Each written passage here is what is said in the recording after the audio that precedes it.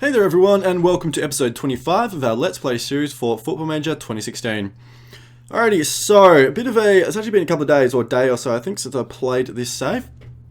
Spent a little bit of time thinking about our tactic here. I'm not really 100% happy with it. It's not really working how I'd like, and the sort of results this season haven't been sort of up to scratch. So I think basically we're doing okay defensively. But I think our sort of attacking play is a little bit stagnant here and there. So what I'm actually going to do, make some changes to our main tactic here. So, first thing I'm going to do is, I'm going to switch these two midfield rows around. And the reason why will become more apparent in a minute. But I'm actually going to make this the central midfield attacking row. Into this. And I'm going to switch this one over to the box-to-box row, to the support row. There we go.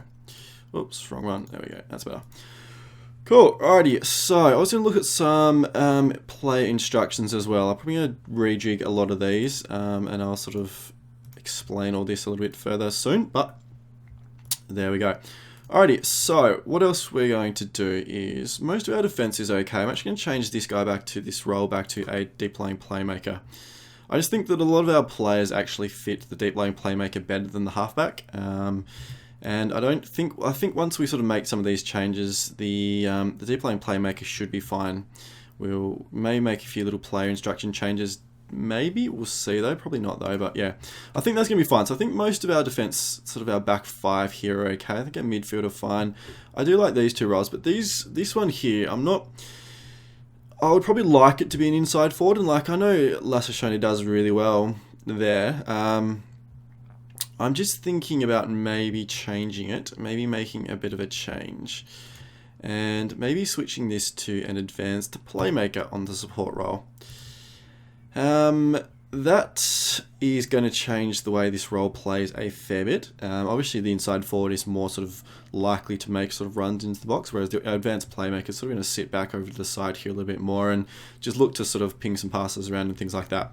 So we're going to make a further change to basically stop this formation getting stagnant. I think if we sort of change this to advanced playmaker and don't change anything else, it's going to make our attacking play a little bit more stagnant. So what I'm actually going to do, I'm actually going to switch this box-to-box midfielder role. I actually have the get further forward instruction on this role here, this position. So this is obviously only when the team has the ball. So these sort of little notifications or little text things here are actually very, very useful. So actually it really splits it up for the first time, I think, in a Football Manager series, which roles actually matter when you have the ball. So for example, putting the get further forward on here, because it's under this when the team has the ball, I know that it's not, when we're defending, it's not going to matter. It's not, just because I put this on doesn't mean that when we don't have the ball he's going to be too far up the pitch or something. It's not, because it's not going to change the way this role or the position defends at all, because it's got nothing to do with when the opposition has the ball. So that is really good sort of, for me to know.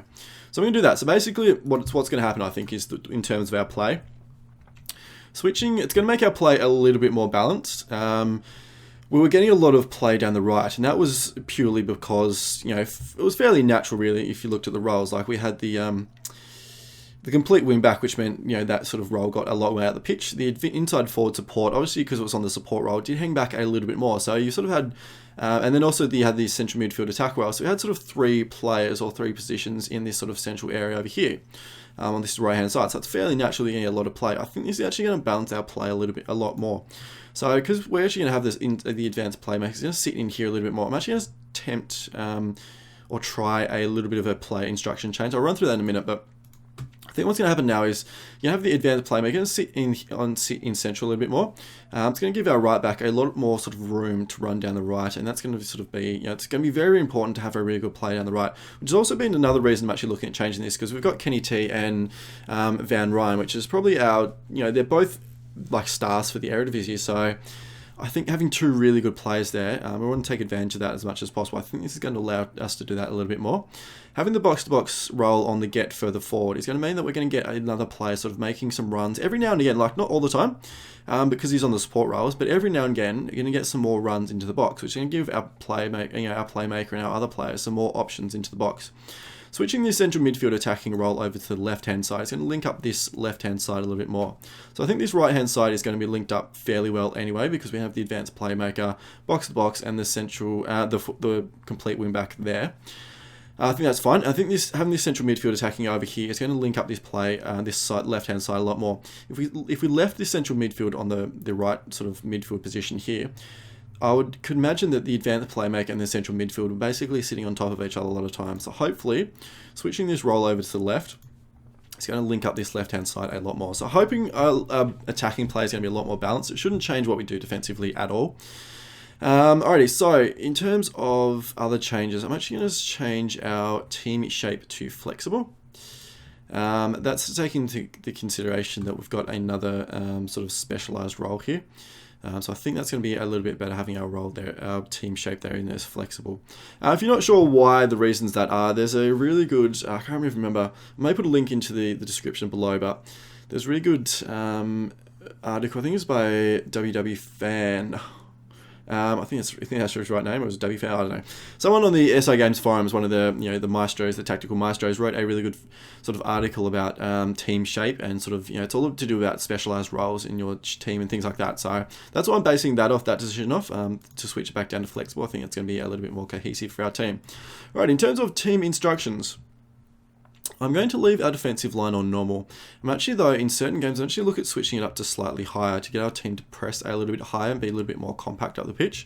That's me sort of a game-to-game decision, though. So I'll try and mention it when I can. But yeah, I may sort of not always forget. But it is sort of a, like I said, sort of a game-to-game decision that I'm going to make. Tempo, that's fine. The width is still fine. That's going to be sort of a thing that I change fairly often as well, depending on the opposition formation. Closing down is fine. I'm actually going to put our tackling onto stay onto feet, but I'm going to make a bunch of play instruction changes in a minute. I'm also going to have be more expressive. So it's, like it says here, be more expressive will allow more creative players the freedom to play the game with additional vision and flair outside of the confines of a team's tactical setup. So basically it means that sometimes your creative players are going to go do something a little bit crazy or do something a little bit different. And I actually don't mind that. It means that our possession and pass completion may be a little bit lower at times, but I think that it's probably worth it because we actually do have like a lot of creative players. So I really like some really good, sort of technical creative players. So I think I'm happy for them to do Goff reservation every now and again, and just give us a little bit more of a difference there. I'm also going to switch our crosses to, I think I'm going to start with low crosses. I may look at whipped crosses though, only because mixed crosses, sometimes we're floating them in and we don't really have a massive aerial threat. Like, Milik's okay in the air, but especially when El Ghazi plays up there, he's not amazing heading, and we're sort of like quite a small team anyway. We're not a big powerful team. We're very sort of a technical slight team. So I'm going to switch that to low crosses. Keep an eye on how that works though. And may look at changing that. I'm tempted to try passing this space to be a little bit more attacking, but I think that's going to impact our possession play a little bit too much. If I'm still thinking we're too stagnant, which I'm fairly confident we won't be, but if it is, I may look at switching that on every now and again. Alright, so there's the changes we've made to the team instructions. I had to do a few more in. You don't always want to add in too many team instructions because sometimes being simpler is better.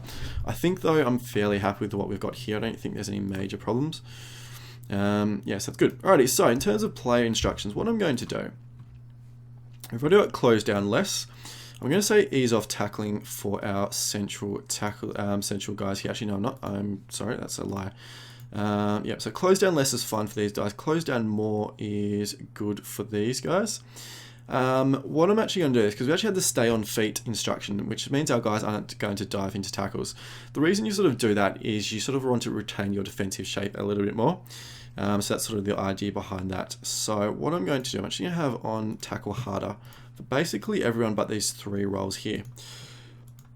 I may look at changing the wing backs if I think they're being a little bit too aggressive, but it is going to result in more fouls, but it should result in more fouls further forward, which I'm totally okay with. I'm also going to increase the closing down for all of our attacking players. So we're going to take more closing down for our front three. Just get a bit more of a press going on. And it also means that when we, I think having the normal defensive line is okay, but especially I think it's probably going to be even better once we play a little bit slightly higher defensive line. I may sort of look at actually making that our default, because obviously we are playing on counter, so we are sort of naturally playing a little bit deeper anyway. So having it on normal means we're sort of playing, even though we're on normal defensive line, because we're on counter, we're actually playing like deeper than normal. So Actually, what I'm going to do, I'm actually going to switch it to slightly higher. I'm going to change that and switch it to slightly higher. Excuse me. See how that goes, and just make our team sort of be a little bit more. There's a little bit more of a change in the way that we defend. We're a little bit more higher up the pitch, and we're sort of a little bit more compact, and we're going to press a lot more. So we've got those front three to close down more. We've got these midfield guys already, and this one as well is going to close down more. So we've got sort of these three here, which is going to be like our defensive base, our defensive triangle. I don't really want these guys to move ever. I don't want these guys to get out of position. I don't want these guys to dive into tackles unnecessarily. I want these guys to sort of basically, these three to stay in position and be our defensive sort of rock. A defensive spine that we can build around. Everyone else is going to press and sort of tackle a little bit harder, try and be a little bit more aggressive in the defense, see how that works. Alright guys, so there we go. It's 11 minutes of me talking about tactics. So hopefully you guys understand why I'm doing this. No guarantees that it's going to work. I'm going to watch it fairly closely over the next couple of games. Good thing about it is that because we haven't only sort of changed roles and stuff, the familiarity is still fluid. So it's not really going to change the way we play. Or it's not going to compromise our performances. Sometimes you have to be aware of that. If you sort of change formations too much, you can actually lose a lot of familiarity, which can really impact the way that tactic plays. So I think this is going to be better. I'll give you guys a bit of a... Has that always been on attack? Interesting. I'm going to leave it. Yeah, that's... I actually did think about changing that to support, that deep lying forward. I'm going to leave it on attack. I think having it on support may be a little bit too defensive because we only have two attacking roles there. It could mean sometimes a little bit too isolated, but I think having this advanced playmaker, I'd like this because he's going to sit in. I think he's going to sit in quite narrow in here, showing this right playmaker, this right role, this advanced midfielder right role is going to sit in quite narrow. I'm actually tempted to actually have sit narrow on this position as well to really make sure he becomes basically like a third. Or a fourth midfielder, I should say, and going to give our sort of right wing back a lot of room to really run. I'm going to experiment with it. Say sit narrow. I'm a little bit concerned we could be too congested through the middle. We could have sort of these three players sitting on top of each other. So I'll keep a very close eye on that. Yeah, so I'm happy with that one to say as the attack role because I want him to sort of sit a little bit further forward. And yeah, I mean we could even look at changing this to maybe like a complete forward or an advanced forward potentially. Not sure. I'll see how we go. Or complete forward. I mean, Milik is a great complete forward. I'm just a little bit concerned about El Ghazi's not really. If you sort of look at his roles here, he's more of a... He's not really a link-up player. Like, he's okay in terms of strength and stuff, but he's not an amazing link-up player, so... Yeah, I'm not sure. Another reason I should mention, the reason I actually changed this role over here to an advanced playmaker is that we've got some good wingers, some good, excuse me, some inside forwards over here in Fisher and Yunus and even Duarte. They're quite good inside forwards on this left. But over here, Shone and Nuri aren't inside forwards really. They're not particularly quick. Haven't got amazing finishing. So they're not going to be amazing at doing what the inside forward does. He's sort of making sort of diagonal runs inwards and being really good at scoring goals. I mean, Shoney does well because he's a great player in general, but I'm sort of looking at a bit more of a balanced thing here in that sort of his strength is a little bit more to be he's a more creative player, and especially Nuri. Like Nuri really is a creative player. If you look at him, his natural position is sort of in the AMC here.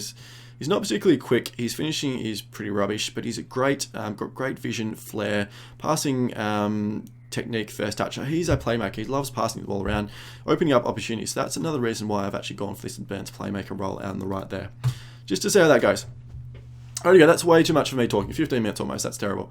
Alrighty, so what we're going to do, I'm going to run through some more games. Probably run through, I think like I mentioned before, I think I'm going to run through, I'll come back into the next Dutch Cup game. So I'll skip through the Roda JC and then we'll come back into the FC 20 because I do want the Dutch Cup to be a fairly important... I actually want to win it this season. I really want to get some silverware this season. Didn't win anything last season. I'm not going to do well in Champions League. Eredivisie we should still do fairly well, I think, even though we're lagging a little bit behind, but not too bad. We're still within touching distance. Only 3 points. We actually got a game in hand and we're only 3 points. So if we win that one, we'll be equal top. So I'm still confident we're going to win the Eredivisie, and I want some silverware, so we went to the Dutch Cup. So I'm going to skip through the next game, guys, and we'll be back for the Dutch Cup game against FC 20 shortly. Alrighty, everyone, game day against FC 20 in the Dutch Cup. So A little bit of a, like you see here, the weather, it's actually raining and it's only an okay pitch, so I'm almost tempted to actually get our guys to play a little bit longer in terms of their passing. I think I'll start with our stock standard passing and stuff, but if we're getting some bad pass completion rates or anything from some of our players, I may look at changing that in the first sort of 15 minutes or so. See how it goes. Alrighty, so Twente, can't really tell exactly what they're playing yet, but I assume they're going to play this 4-1-2-3 formation. As I do a little bit of a quick analysis on them if we can jump into here. Did have a 1-1 draw against Roda. It was the first time using our new tactic. I'm actually not disappointed at that because we were by far the better team. I think a lot of our attacking play was quite actually a lot better than what it has been. So what I'll do, I'll run through this game and actually do a bit of analysis after the game about how the new tactic works and all that kind of stuff. So we pretty much know stuff about Twente. They haven't got any sort of particularly amazing plays that we need to watch out for. Pazzini at 32, so interesting. Yep, ready? Cool. So, excuse me. Alrighty, just a quick look at their tactics. So they always play with the same tactic, which is good. It means they also don't change during games, which is also a good thing to know. So that is fine. So what about goals? Goals. Nothing there that I can see that's all particularly interesting. What about assists? Nothing major there. Probably more from the left there. A few from sort of longer balls there as well. Look at their assists. Not actual long balls though, so I'll keep an eye on that. Don't really concede anywhere in particular, so I'm not too worried about any of that. Do they get a lot of their assists from crosses though? So are they headers? No, they're not. Well, not really anyway. So 14 assists from cross, but only 4 from headers. Suggesting they're getting the second ball or getting like maybe low crosses in. So we're probably going to tight mark their striker, whoever it is, if it's Pazzini. Basically, if they're like getting whipped crosses in like really low, we don't want him to sort of get them on the volley kind of thing. So if we tight mark him on there, it's also going to have the added benefit that we should be closer to them if they sort of get some headers and stuff in. Should be able to make a better challenge, but yeah. So we'll make sure they sort of don't get some easy sort of first attacks on the volley or shots on the volley or anything like that. So we're going to tight mark their strikers wherever they are and try and shut that down. Nothing else really jumps out though, to be perfectly honest. I'm not really seeing anything there. Goal times, they do concede late, which is interesting. So we'll keep an eye on that. Maybe they are susceptible to a formation change. So as we see, they don't actually change their formation. So that could be something if we're sort of 1-1 or if we're down or something late, we could actually look at switching our formation or maybe over to the 5-2-3 or something and see if that actually sort of unnerves them because they're not really all that tactically flexible. So a quick look at their players who scores all their goals. So it's Pazzini. So Pazzini's pretty much, if he doesn't score, they don't score. So he's 15 goals. The next one to him is 3. So kind of a bit of a quick look at him. What about his feet? So he's only reasonable on the left. So I should probably show him onto his left foot, I think. So what about his attributes? So it's not particularly quick off the mark in terms of acceleration. Jumping's okay. Heading's fairly good, but jumping's not amazing. So keep an eye on that. It's got good off the ball movement though. Decent finishing, decent composure. Obviously quite a decent player. But yeah, we'll keep an eye on that. So yeah, 15 goals. Doing quite well. Good shot rate, shots on target ratio. Alrighty, interesting. What about their assists? Who gets their assists? So their attacking midfielder right is the main one there. He's got 8 and the next one is to 3. And all those 3 guys are actually injured, which is good news for us. Which means that they're some of their goal scorers and they're like their better players are actually 3 of them are injured at the moment. So also their defender on the right. So is their right fullback. He's got 3 assists as well. So he's next on the list. So obviously looks like they're going to attack down the right probably a lot more. So have a quick look at Antonio here. So quite a quick player. Quite good off the ball movement, fairly good dribbling and stuff. It's not much of a threat though, so actually what I think we're going to do, much of a finishing threat I should say. So what I think we're going to do, actually try and show him inwards. May try and funnel him inwards, try and block him off so he can't sort of put some crosses through, because he hasn't got amazing passing either. Like it's decent, 12, but it's not amazing. Like his decisions and stuff aren't particularly good either. He's not sort of not going to be a whole much of a goal threat himself. So if we can sort of stop him getting to the byline and getting some crosses in, that could potentially be better for us. So we'll keep an eye on that though. We'll see what they sort of come up with. Alrighty, so rightio, our formation. Who are we going to play? Do a quick pick to get some guys in. So Kenny's going to start. Where's Kenny? Why is he in central defence? There we go. So Kenny's going to play out there. We've got Veltman's going to start. Van Ryn's not. Dykes isn't. We put Boylerson in. He's going to start there. I think Barzaware is probably going to start in the defensive mid role there. Who else have we got here that can play?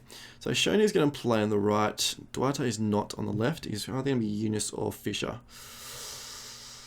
I think we'll go with Eunice just because Fisher's only back from injury sort of last week. So I'll probably give him a game in the reserves or something. So we'll put Eunice out on the left.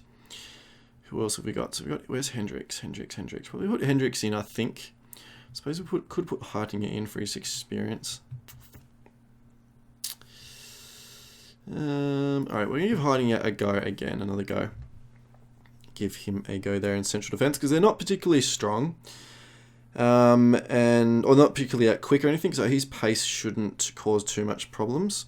I'm just thinking like some of his better sort of mental stats, like his bravery, composure, and anticipation stuff and positioning, may serve us a little bit better. So we'll give him a go there. Alrighty, midfield. So I've got Ruben Jensen. It's down on conditioning though. So do we start? He's not really, for me, he's not really an attacking midfield. Like he hasn't got enough vision and flair for me to be like an attacking playmaker role. I prefer him in the box to box. Yeah, so. But Manu G's injured, who's sort of our central one. So maybe we're going to give Sincraven a go at the central midfield attack there, because he's sort of our playmaker a little bit.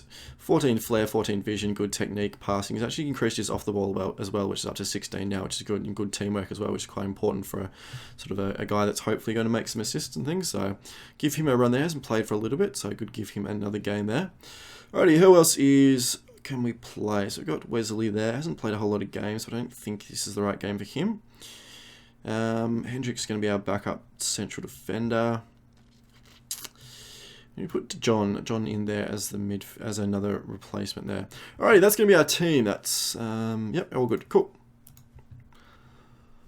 Alrighty, FC Twente will suffer at the hands of Ajax. Well, that's hopefully good news for us. If it works out that way, I'll be very happy.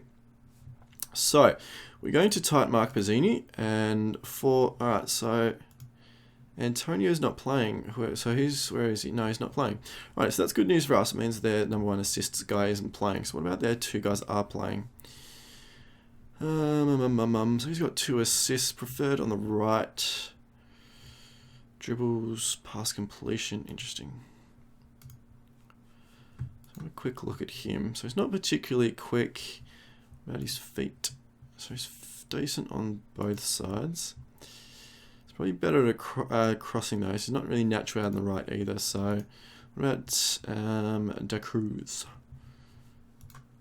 So not particularly quick either. Not amazing at crossing. 19 years old. It's reasonable on both feet. Only reasonable on the left, I should say. I think what we're going to do, I think we're just going to start with our stock standard formation here. They've got a lot of players out, so I'm not too worried about many of them. So I think we're just going to play our game. We're going to play our game, back ourselves to be better, and we're going to say we're the best team. So give the fans a performance. Alrighty, guys, I'm going to pause the video, and we'll be back probably at full time, and then we'll go through a bit of analysis about how the game went. Okay, so a good 1-0 win. So actually, obviously only 1-0, but probably should have scored more than that, and I don't think they actually had a shot on target the whole game, so that was good. So, quite a good result for us. So, I'm just going to do this a little bit here. Good win, which I think it was. Continue to the post-match. Yeah, so they didn't actually have a shot on target. We didn't say we dominated possession. Didn't have as many shots on target as we would have liked. They were very sort of deep, very narrow, and, you know, we probably struggled to break them down a little bit, but we did fairly well. So, I'm just going to show you the quick goal. It's pretty nothing too amazing tactically or anything like that. It was pretty sort of individual play, but it was good. It was good to see. We were quite patient. I've actually noticed the having the be more expressive team setting on means that we taking a few more risks here and there. It hasn't really. I don't think it's really hurt our pass completion, but it just means that every now and again our play is a little bit more likely to sort of hit some long balls and open up some spaces, which is really quite pleasing. So I think that's quite good. Alrighty, so that was good. So a solid win there. So we're going to do a bit of analysis now. Oops, didn't even know this was all on. There we go, it's better. Alrighty, so we've got, if we jump into the heat map first. So you see our heat map here. this thing here was pretty much, a lot of it was actually corners. We did have a lot of corners in this game. Also, it sort of shows that, obviously, because we're going from right to left in this screen, by the way, it does show that sort of, our fullbacks did really well, did a lot of play. Some sort of patches through here, some big sort of, splotches through there. Generally, you don't want huge amounts. You don't want sort of these red areas a whole lot, because it sort of shows you getting too much ball in a certain area. I'm not too worried about these, though, because obviously we dominated possession so heavily, so... so that's probably to be expected. So we can jump in and have a look at our with the ball here. So I'm going to do a little bit of a quick, sort of explain how the tactic works now. So our starting lineup was, so it had, so Barzaware there, we had St. Graven there, we had Christopher Ayer there. And who started as Shone? Wasn't it 20? Yeah, so Shone is 20. So 20 was the guy that started. So Shone was the attacking midfielder right that started. Then we had Milik in the 99, and then Eunice out the left. So that was sort of our starting formation. So I've actually probably switched this back to 45. Should probably show you guys a little bit better how the tactic actually works until we had some subs. So that was the first sub. There we go. So this is probably more like how the formation actually sort of plays throughout the in the game.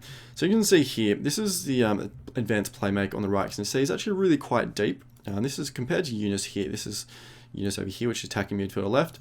So it actually plays quite deep and very, very narrow, which means that you get a lot of interplay between the box-to-box midfielder there and the advanced playmaker, and also the wing back that actually runs up here, which is the cause of all this sort of play up here, is because the wing back gets a lot of space. Because what actually happens is that the advanced playmaker, because they sit so narrow, they actually end up pulling, they actually make the opposition's formation quite narrow as well, because it pulls a lot of their players inwards here, which means they end up getting huge big areas of space over here on the right, which gives your wing back a lot of room to do a lot of things. And sometimes it's not particularly beneficial because he hasn't really got a whole lot of options, but sometimes when it works properly, you actually get the advanced, sort of get this space, or I suppose you get the advanced wingback, the complete wingback actually gets the opportunity to actually run from deep, which is what you actually sort of want to happen. So if they're sort of set up here, like if the opposition sort of set up basically very deep in their penalty area, getting the ball over here a lot of the time isn't all that good, because you're going to really struggle to sort of score because it is so congested in this area. So sort of the idea behind it is that it's best to actually, when it's sort of, example like here, like if, the Shone is sort of in this area here, and then we get the fullback sort of out in this area, and he actually gets the opportunity to drive inwards towards the box, which is what we want. So that's sort of when I think it's most effective. So we can just say he's actually quite narrow, obviously being an advanced playmaker, because it's a lot deeper as well. So that's probably why you're still going to probably get a lot more play down the right-hand side, as we can sort of see in this thing. Most of our play is down the right, but I think it is a lot more balanced down the left, because we do have, if you can see, jump back here, we do have St. Graven here, because he's the sort of the attacking midfielder.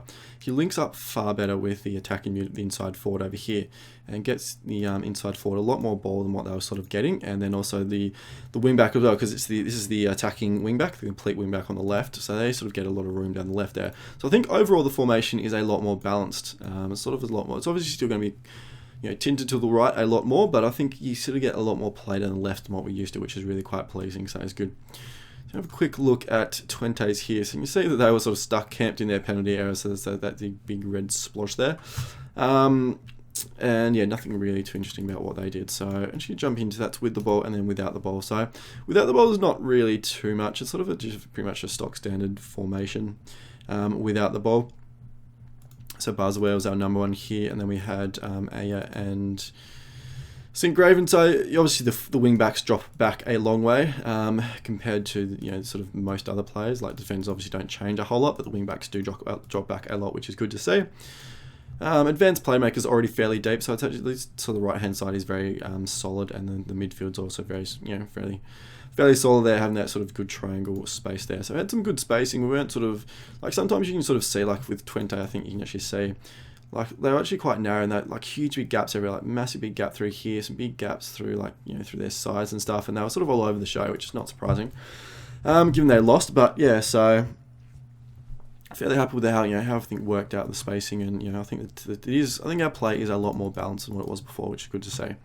So we jump in to have a look at any mistakes that we made. So we had some missed interceptions. Not in too vital areas though. So you never want to see them in your penalty area. That's sort of the area you really want to be wary of. A couple over here with, who's this? Kenny T made a few missed interceptions there. Just going to have a quick look at these, see what they were.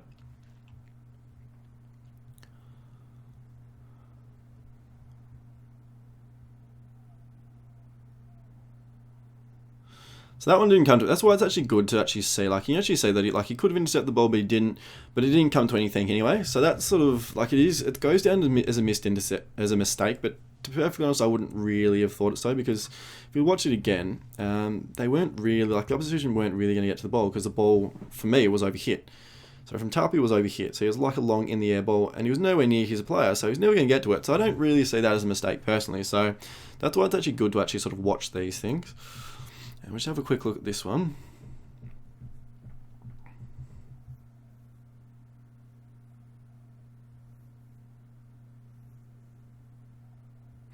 So I didn't really say that's just missed as a missed interception there, but I didn't really see there's a whole lot there. It's probably a missed tackle, if anything. But anyway, so that's fine. I'm not really too worried about the rest of them.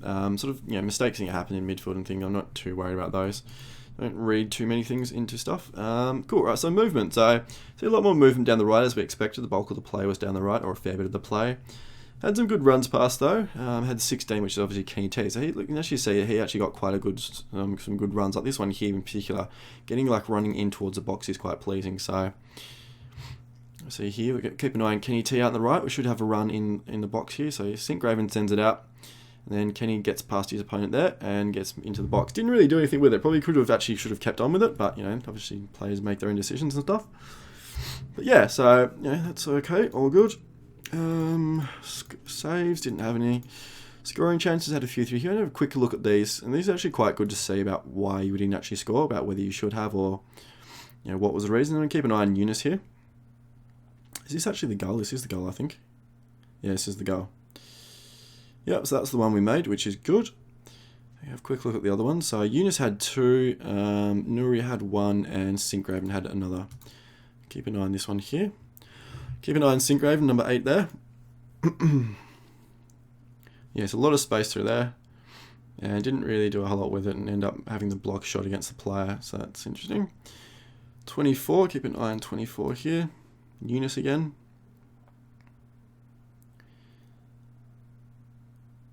Yep, so that's probably just a finishing error there, really. And then 28 is Nuri. We keep an eye on him.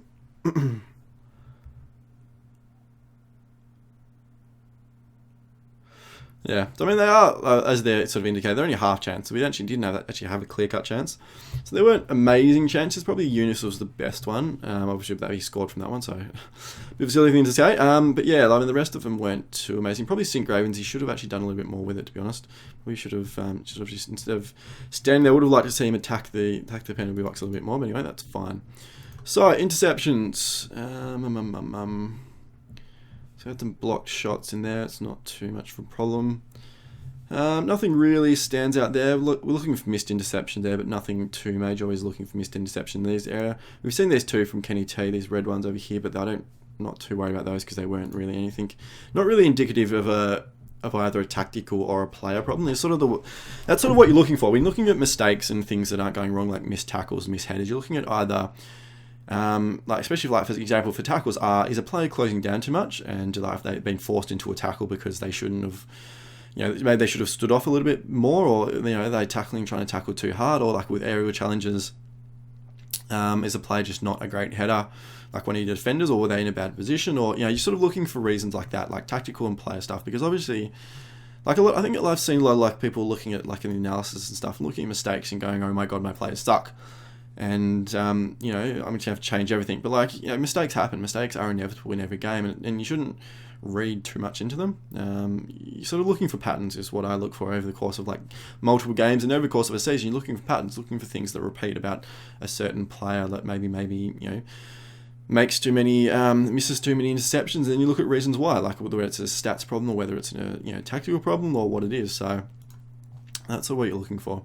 Alright, so we've looked at those. What about tackles here? So nothing too major. A couple of missed tackles here. That's Eunice. So obviously Eunice is a winger, so you wouldn't really expect him to be an amazing tackler, so I'm not too worried about that. Veltman lost a tackle there, which is interesting. So it's actually a fair way out from our penalty box. I'm going to have a quick look at that one, just have a look. Keep an eye on Veltman, number 3 there. So that was the missed tackle there.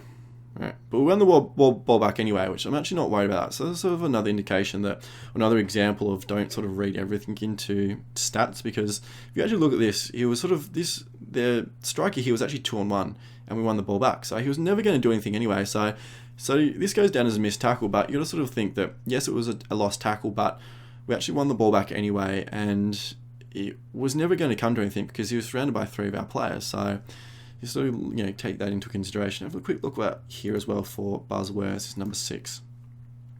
Keep an eye on 6 there. Just see what this missed tackle was.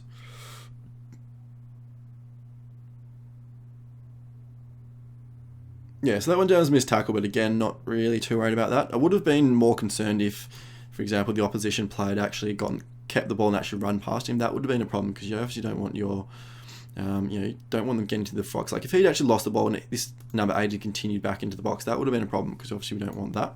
But yeah, everything else is pretty fine there, so I'm not really too worried about any of that. What about aerial challenges? So I've got a key one here, bunch of key headers in their penalty area, which is quite pleasing to see. Obviously, obviously you expect to lose a lot more in their defensive area than you are in your own. And that's what you're looking for again. You're looking for mistakes in your own area. So have a quick look at this one, number 16, which is Kenny T. Let's have a look about why he lost this header. So that was the last header there, but again, we won the ball. So we sort of forced the knockdown. So you sort of look at it as a mistake, as a missed header, but we put them under pressure, so they couldn't really do anything with it. So you can see we actually forced the knockdown, which was loose, and then we cleared the ball anyway. So I'm not worried about that. That's totally fine. I'm not really going to check any of these, I don't think. Not really worth checking some of these either. I'm not too worried about those. About crosses. So a fair few crosses in here. A quick look at the completed ones. So I had a few sort of corner ones here. Not really too worried about those. One from Lassashone, one from Kenny. Just fine. Intercepted ones.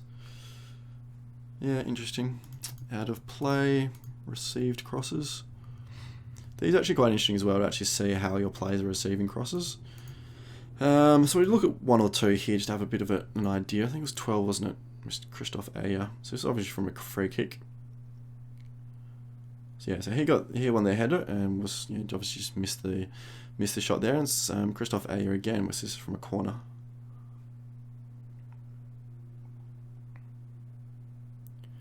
Yeah, so he attacked that one and just missed the header. So yeah, so it's crossing didn't work amazingly well. So I'm going to keep an eye on that the next couple of games, see whether I need to change our crossing type to maybe whipped crosses, because it's on low crosses at the moment. So keep an eye on that. But I'm not too worried for this game because they were sitting very, very deep. So you're always going to really sort of struggle when we don't have a really good target man, which we don't. Like we're not a great heading team and we're never going to be. So I'm not too worried about those. The fact that we didn't have a whole lot of completed crosses, which is fine. Alrighty, passing is the last thing we're going to look at. If you put everything on, it's an absolute mess. You can't tell anything. So basically, you end up switching a lot of these off and going through one by one. So look at completed passes to sort of see patterns of play, which is fine. Obviously, see a sort of a lot more of a bit of a bulk through the right-hand side over here, which is fine. All these ones on the sidelines are all throw-ins, by the way. So in case you guys didn't see, that's a lot of throw-ins over the right over here. Kenny, which is number 16. I'm looking for penetration to the box. I'm actually fairly pleased with this. You actually see lots of little balls into the box here, which is quite good. Lots of sort of actually balls coming in. So that's sort of what I want to see. I want to sort of start seeing it. I think that's what I wasn't seeing with the tactic before. We weren't getting sort of enough penetration to the box. This is quite good. So I'm going to look at intercepted passes here. Look for patterns. Look for certain players. Not seeing too much at the moment. Some throw-ins and things, which you don't really want to lose throw-ins, but I may look at maybe our throw-in settings potentially. Sillison only had 1 intercepted pass. You have a look at this. Why? Because Sillison set on to short passes. I basically never want him to lose a pass. So it's because he was under pressure. Yep. So he was under pressure. That's fine. I'm not worried about that. Obviously, you can't really do anything else. If you're under pressure like that, that's totally fine. So Boylerson looking for passes coming out of defence as well. So keep an eye on 17 in Boylerson here. You don't want your players losing, your defensive players losing possession. So was that? Was that it? No, it wasn't. All right. So all right, instincts. That's not too bad. So Boylerson's had a few in the centre in here. Not too worried about those at the moment. Veltman, Kenny T had a few. This is actually quite an interesting one to look at early in the game. If you're noticing that your defensive players, like you have a low defensive completion rate, it's actually quite a good one to see, because then you actually have a look about why you're actually losing some of these passes, or why they're being intercepted or going out of play. So we had some out of play here, so I'm going to look at these because these are bothersome. Keep an eye on him, 17 there. So that was a defensive header. I'm not worried about that one at all, because that came from a throw. It was a defensive header out to clear it. It's not really a whole lot he could have done about that. I'm thinking probably most of these are actually going to be defensive ones. So keep an eye on Bollerson again. It's going to be a long ball forward, which he just knocks out of play. So that's just a defensive header. I'd rather do that than take the risk. So I'm not worried about any of those. Keep an eye on this one here. Just lastly, and 17. Was that the one we saw before? I think it was. Oh, that one there. All right. So they're actually both in the same play. Was the two ones there, so that's fine. Right, so I'm not too worried about any of those, actually, to be honest. They're all sort of defensive ones. But yeah, like I said, it's a good thing to say if you're getting low defensive completion rate, whether you're actually looking about. Generally, the reasons that you'll get your defenders making mistakes are either opposition pressing. If they're pressing really high and your defenders can't handle it. Things you can do to resolve that are drop your defensive line potentially. Slow the tempo down potentially. Slow the tempo down can actually give your guys a little bit more time, because if you've got a high tempo, they feel pressured to actually get the ball on, move the ball on quickly. So if you slow the tempo down, it can be a catch-22, because you slow the tempo down and the opposition presses a lot, you can actually get caught on the ball. But it is something to think about. Another reason is maybe your defenders have really low, if they got direct passing, then that's obviously an indication. If they're sort of being instructed to clear the ball, then maybe look at shutting that down or closing that down, having short passing or play out of defense. The team instruction, play out of defense. Another reason is sometimes defenders, if your defensive line isn't set up properly, they actually don't have enough options. So, for example, if they're sort of a long way back and your midfield's too far forward, and you get such a big gap, and they don't feel they've got enough options, so either even then they're sort of just kicking it long, and then they're losing possession of the ball there. So that's another one to consider there. So I haven't really seen anything there. I'm going to look at some received passes here. It would be kind of good if you could zoom into areas of the pitch, actually. Hopefully maybe something that SI could bring into maybe a future version of the game, because it can be quite congested in here, and it's really sort of struggle. You can't really see individual lines because you actually can't see where they're going. So I'm going to have a look at some of these received passes in here and actually have a look at how they came about. Keep an eye on 24, which is Eunice. So this is from a free kick, isn't it? Yeah. So it was a head on there. They actually got. So that was a. Yeah, so that was interesting. So I'm actually looking for sort of reasons about how we actually sort of get some penetration. Looks like a couple of these here from the moment are coming from free kicks, which is fine. So there's Heitinger got one in there, so it was just a knock on. So that's fine. So these are all received, by the way. So what about this one here, 24? Eunice again.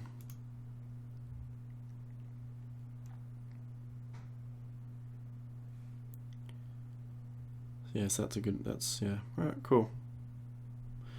Interesting. About Milik there, 99.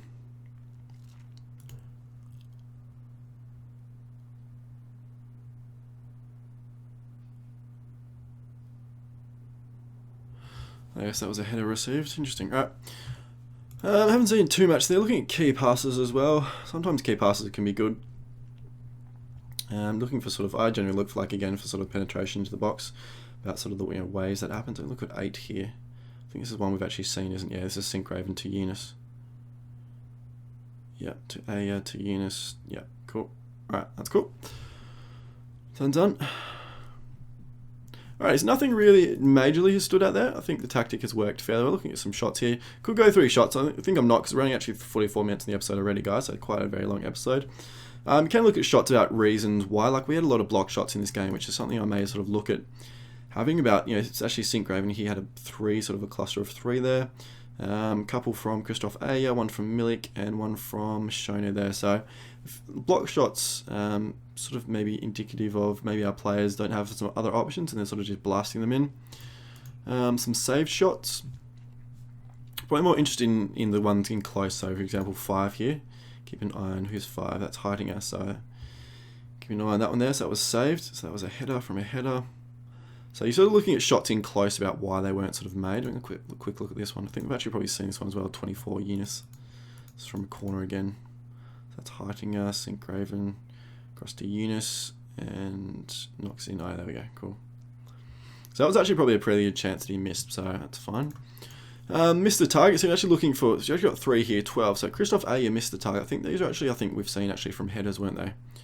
So maybe have a look at one here. Yes, from a corner. So I've actually seen that one. I'm going to get out of that one and have a look at this one here. It's from another corner. And then from this one here is from another corner. So Christoph Ayer is actually getting a lot of headers from corners, which is interesting. So, and from this one, keep an eye on 12. There he is there. So missed the target. Basically just a bad shot there. Alright, so I haven't really seen anything major there, to be honest, guys. Nothing, you know, so that needs changing. I think the tactic is working fairly well. I'm not going to look at FC 20 because I don't really see the point in it because we won and all that kind of stuff. So the last thing I'm going to look at is some passing stuff here. I actually really struggle with the individual player screen. I find it really clunky and really, you know, I don't know, just really not particularly set up very well. So anyway, what we're going to look at here is some passing stats. I'm looking for individual players about missed passes and things like that. So Kenny T on the right had 10 intercepted passes. So, see, what I struggle with is you actually set on the filter for passing, which it stays here, but then if you take off Silas and put on Kenny T, it doesn't show up because you haven't set it on for him. And there's no rule, it's really hard to actually track what you've actually got set on, so actually take it off for him, and then put it on for Kenny T there. Alright, so, we've seen, alright, take off received, key, there we go. So you had a bunch of intercept ones here from throw-ins, which I'm not too worried about there at the moment. Actually had 1, 2, 3, 4, 5 from throw-ins. So 5 of the 10 were actually from throw-ins. Not too worried about those. I don't really want to lose possession from throw-ins, but that's not the end of the world. Boylerson we've already seen as well. With his passing stuff, he had some lost through here. A few intercepted ones from throw-ins again. And some ones missed through here. I'm not worried about too many of those as we've seen. Oh, this is another weird one. For some reason, it doesn't sort it properly. Like, doing this, I would have thought it would sort by most passes completed. I don't know. I have no idea how it's sorting this. It's just completely random from what I can say. Anyway, so that's just a bit of. I assume that's going to be a bug because that's just not working properly. So I'm looking at sort of basically who had the most passes. So St. Graven had 57. Kenny T had 63, which obviously indicates a lot of play down the right-hand side. Lassashone had 54. So you look at this, compared to Lassashone, which was 54 out on the right, and then Eunice, who was out on the left, only had 40. And then Nuri came on for Shone later on, so had, Shone had 54, so had what, 60, 72? 71 passes all out completed 40, so obviously a lot of play out there on the right, which is not unexpected. Key passes as well, Eunice had 4, Shone had 7, 6 for Kenny, 3 for Boylerson, 4 for Christoph Ayer, so that's quite good. Alrighty, what else can we look at here? Anything in particular? Not really. Most of this stuff you can actually see from the team screen, like most of it in terms of things that I'm interested in terms of mistakes, things like that. I mean, you look at, for example, if you look at like one of our attacking midfielder, for example, who was it? St. Graven. So look at St. Graven with his passing. Why on earth is that not working? St. Graven. What on earth is happening here, guys? Right, so St. Graven. Yeah, no. St. Graven. No. Oh my god, it's all messed up. This has got to be a bug. Actually, it looks showing up Peter Lewenberg, not St. Graven. I assume it's all messed up. That's Christoph Ayer. Oh my god, I can't even get into it now. That's terrible. What about if we sort by a number? Is that going to fix it? No. Oh god, that's just, look at that. It's bringing up the wrong player. Alrighty, that's a bug. Where's St. Graven?